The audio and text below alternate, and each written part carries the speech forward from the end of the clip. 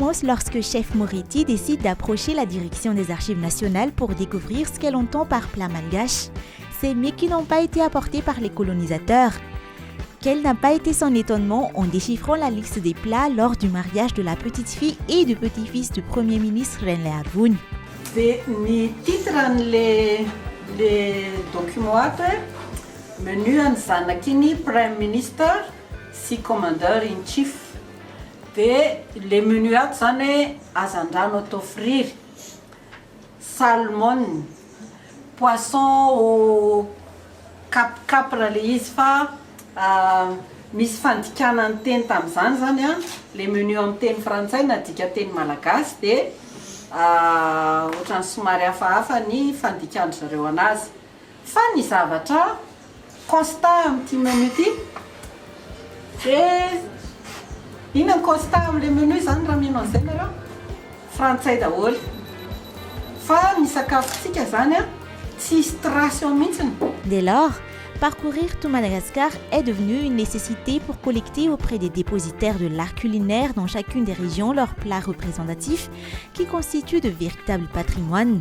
Afin de sillonner toute l'île pour recueillir les riches saveurs que cachent les plats de la nation malgache, chef Intsu Moretti Rakutmalal décide d'initier une émission télévisée appelée La Cuisine Tetfarch. De cette manière, elle a pu récolter les fonds nécessaires pour dévoiler la singularité des cuisines de 19 régions grâce à un itinéraire de plus de 7500 km parcourus. Inona azoko atao sisa satria za te hanangona an'le vakokantsika malagasy. Inona zavatra azoko atao sisa? Lasa akoho nandeha nanira-tena.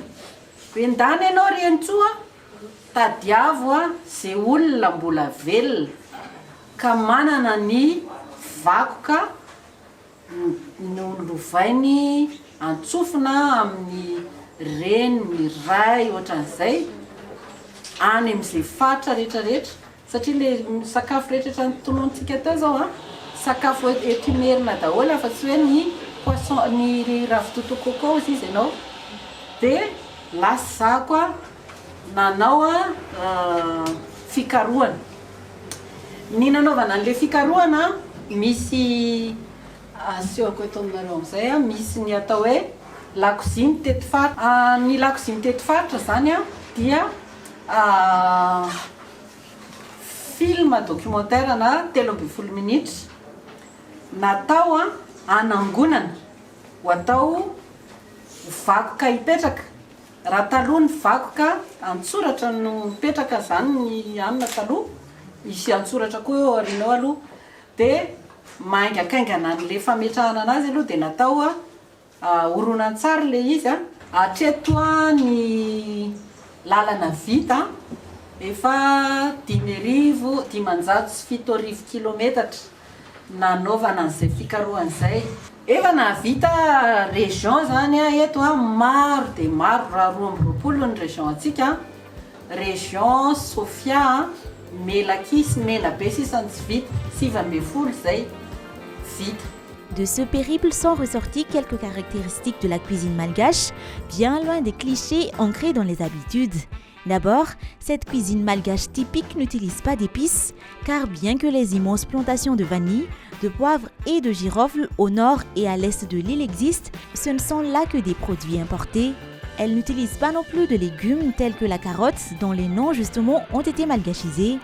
Par ailleurs, une des caractéristiques principales de cette cuisine est la contribution de la matière grasse comme le coco, l'arachide ou encore le lait. Ny tsara ho fantatritsika amin'ny tena kolotsaintsika malagasy. Itsika malagasy tsy mampiasa épices ao anatin'ny sakafo. Ohatra zao ny indiana, rehefa mahandro izy dia feno épices be ny sakafony. Itsika malagasy rehefa mihinana sakay ve atao anaty vary, andrahoina anaty vary apart. Satria ny épices rehetrarehetra fantatritsika, girofle jirofo isika, vanille mbola zay vanille zay ihany ny anarany eto, ny cannelle, ny anana ihany eto amintsika, ny tamotamo, ny sakamalaho. Inona tsy maha sakafo malagasy ny karoty sy nomby? Zay ohatra ny hihinana an'izany foana.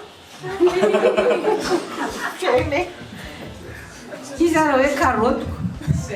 Ny karazana sakafo eto a Madagasikara zany ny zavatra hita atao anatin'ilay fikarohana.